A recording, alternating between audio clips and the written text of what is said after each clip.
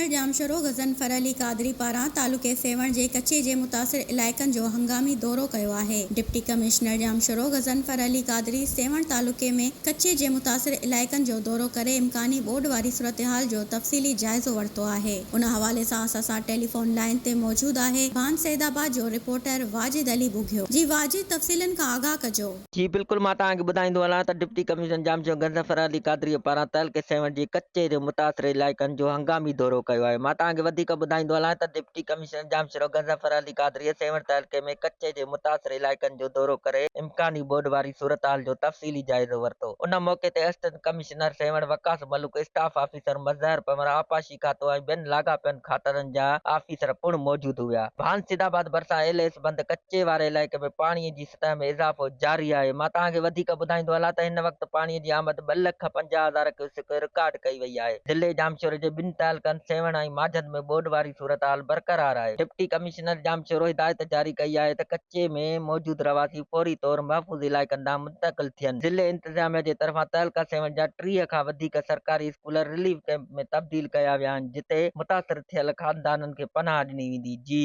वाजिद, तफ़सीलन खां आगाह करण लाइ अवां जी महिरबानी।